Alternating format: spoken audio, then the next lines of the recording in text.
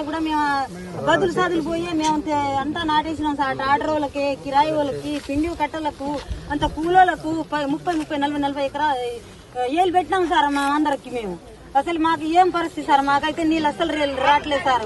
కేసీఆర్ ఉన్నప్పుడు మేము మంచిగా ఉన్నాం సార్, ఇప్పుడు అయితే మేము అసలు సచ్చే బతుకులు అవుతున్నాయి సార్. మా అయితే రైతులకు అందరికి సార్ ఎవరు లేరు సార్. నాకు చూడటాలకు చిన్న పిల్లగాళ్ళు ఉన్నారు, బుడ్డోళ్ళు అంటారు.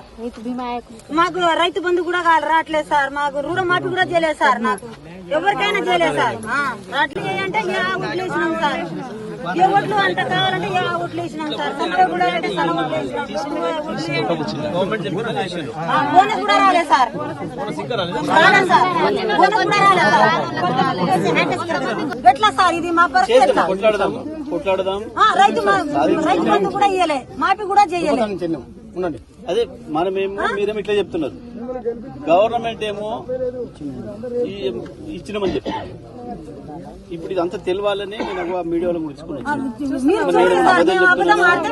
ఏంది మాట్లాడుతున్నా చూడాలి, ప్రపంచానికి చెప్పాలని వచ్చాను. నేను కూడా ఇక్కడ అసెంబ్లీ నుంచి అసెంబ్లీకి రావద్దంటే నాకున్న పనికి ఇక్కడనే, ఆడ కాకపోతే ఈడ కాకపోతే కాడ, అందుకనే వచ్చిన నేను. అన్ని ఊర్లు చూడాలి, ఎండిపోయిన మొత్తం కూడా చూడాలి, ప్రపంచానికి చెప్పాలి ప్రభుత్వం చేసిన దుర్మార్గం ఏంది, ఏం తప్పు చేస్తుంది, ఎట్లా అబద్దాలు చెప్తుంది, ఎట్లా మోసం చేస్తుంది ప్రజల్ని అనేది చెప్పడం కొరకే నేను ఇవాళ వచ్చింది. కొట్లాడదాం, ఇంకా ఎట్లా చేద్దాం, ఏం చేద్దాం, మరి ముందుకన్నా ఈ గవర్నమెంట్ మెడలో ఉంచి నీళ్ళు ఇచ్చేటట్టుగా ఏం చేద్దాం అనేది ఆలోచన చేద్దాం. తప్పకుండా ప్రజల బలం ముందు ఎప్పుడైనా తల ఉంచాల్సిందే. ఇవాళ ఆయన చేతిలో అధికారం ఉంది కాబట్టి నన్ను గట్టిగా అడిగితే బట్టలు ఇచ్చి కొడతా అని మాట్లాడినంత మాత్రం కాదు. బట్టలు ఇప్పి కొట్టే శక్తి ప్రజలకు ఉంటుంది తప్ప ఆడు మంత్రి ముఖ్యమంత్రి అయిన మాత్రం ఇంకేం ఉండదు. ప్రజలందరూ ఒక్కటైతే బట్టలు ఇప్పుకొని వాడు ఉరకాలే తప్ప ఊర్లోకి రాకుండా ప్రజలు ఆడదాన్ని కొడతా, మగోని కొడతా ఏం దేనికి. ఈ మధ్యన ఎక్కడికైనా పోయినప్పుడు ఇట్లే ఊర్లల్లో ఈ మీడియా వాళ్ళు పోతే ఒక అమ్మ కోపం వచ్చి ఏదో అంటుంది, ఏదో బూత్ మాట ఇచ్చింది. బూత్ మాట అంటే ఎవరికి వచ్చిన భాషలో ఆయన మాట్లాడతాడు. ఇప్పుడు కేసీఆర్ మాట్లాడినంత మంచిగా పద్ధతిగా రేవంత్ రెడ్డి మాట్లాడుస్తుందా? రావట్లేదు కదా.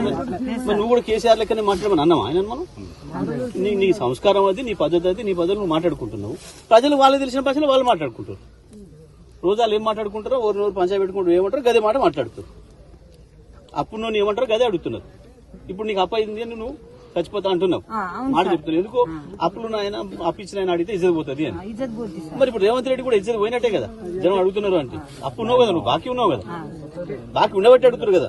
రేవంత్ రెడ్డి ఇంటికాడ కూర్చుంటే పోయి మీరు పోయి నువ్వు ముఖ్యమంత్రి అని చెప్పి రాలే కదా.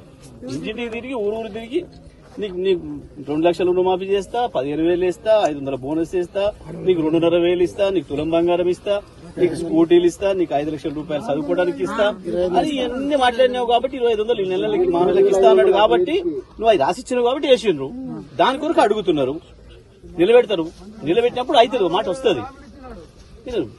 దానికేమైనా ప్రజల్ని ఆడోళ్ళు అడిగినా మగోళ్ళు అడిగినా బట్టలు ఇప్పి కొడతా అని మాట్లాడితే ప్రజలందరూ కలిస్తే నీ బట్టలు ఆడి ఉండాలి. నువ్వు ఇప్పుతా అంటున్నావు కానీ నీ బట్టలు పగిలేటట్టు కొడతారు ప్రజలు. ఇప్పి కొట్టరు, నీ లాగులు పగిలేటట్టు కొడతారు ప్రజలు. అది గుర్తుపెట్టుకోవాలి. రేవంత్ రెడ్డి మాట్లాడేటప్పుడు చెప్పడానికి వచ్చింది, ఏ ప్రజల మధ్య నుంచి మాట్లాడాలని వచ్చింది. నీవు మాట్లాడుతున్న భాష ఏంది, నువ్వేమంటున్నావు? ఇప్పుడు ఆయన భార్య పిల్లలు గుర్తొస్తున్నారు.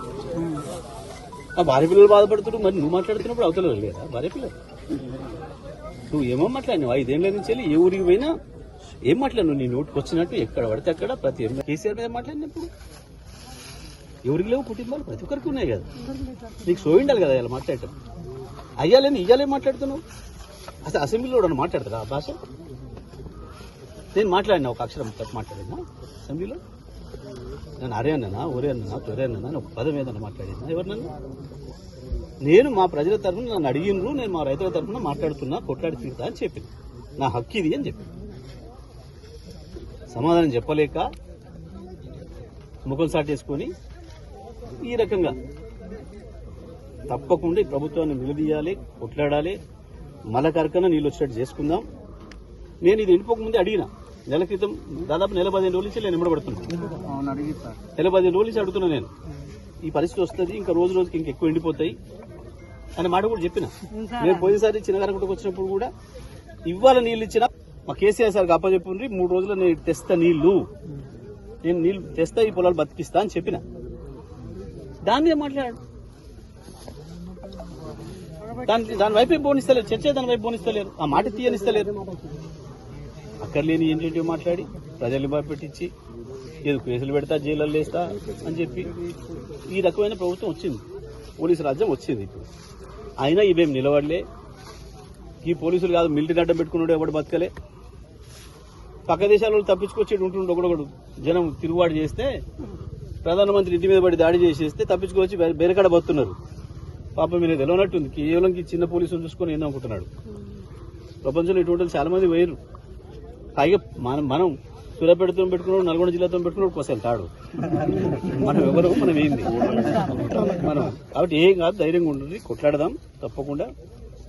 కేసీఆర్ సార్తో కూడా మాట్లాడితే కేసీఆర్ సార్ కూడా చూస్తున్నాడు, మన మంది కూడా ఎవరెవరు ఏం చేస్తున్నారు, ఏమైతుంది. మీరు కూడా ఇట్లా యాసంగా అయినప్పుడు సారే వచ్చిపోయిండు, మన కాడికి చూసిపోయిండు. ఇంత ఘోరం లేదు సార్ ఎప్పుడైనా, లేదు ఇప్పుడు లేదు సార్, ఇదే ఫస్ట్ మేము చూసేది. అయితే సరే, కరువు వచ్చినప్పుడు జరిగితే జరుగుతుంది వేరు. లేదు సార్, కానీ నీళ్లు ఉన్నాయి ఆడ, నేను చూసినా, నేను పెద్ద ఇవాళ నీళ్లు ఉన్నాయి, ఇప్పుడు ఎప్పుడైనా నీళ్లు రాకపోతే వేరు. ఇదే ఫస్ట్ నేను నీళ్లు ఉండి రావట్లేదు, అది బాధ. చెరువు నీళ్లు మొత్తం ఉండిస్తలేదు ఇప్పుడు. నీళ్ళు సార్.